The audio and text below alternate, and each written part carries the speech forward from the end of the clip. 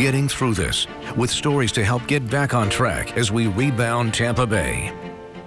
Well, as the Red Cross gears up for hurricane season, tornadoes out in the Midwest and wildfires out west are now testing new ways to keep people safe from natural disasters during a pandemic. And as the pandemic continues to reshape our daily lives, ABC Action News is committed to providing you with the tools you and your family need to stay safe. ABC Action News reporter Michael Paluska has more on why this year a hurricane shelter should really be your last resort.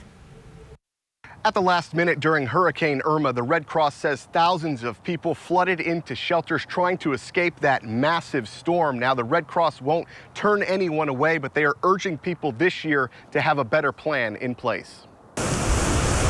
In the 139-year history of the Red Cross, they've never responded to a hurricane in the midst of a global pandemic, and everyone hopes they won't have to. Is that the biggest challenge this year if we get an Irma-style hurricane? Certainly, the number of shelters and evacuation centers that had to be open during Hurricane Irma was unprecedented by itself.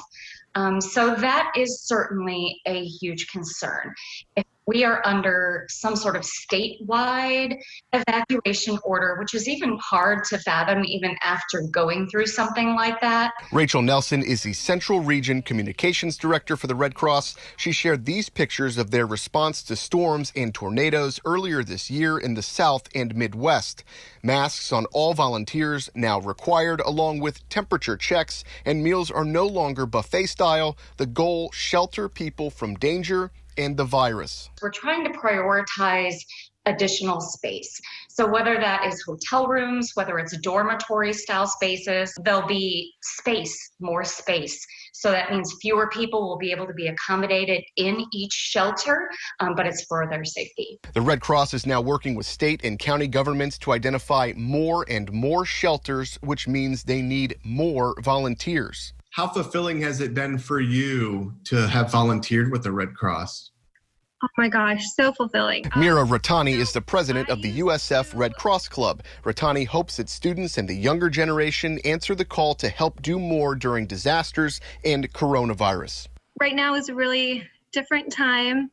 Everybody's going through a whole bunch, and if there's something that one person can do to make this uncertain time better, then we should do it. And this is just one really good way to do it, helping people when they need it most.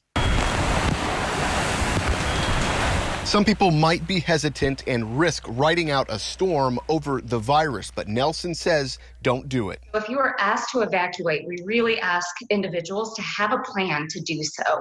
Have a plan now, and that plan may look different this year than it has looked in the past. You know, reach out to relatives and friends and people outside the immediate area so that you have other options of places to go besides a shelter, which is a really last resort this year.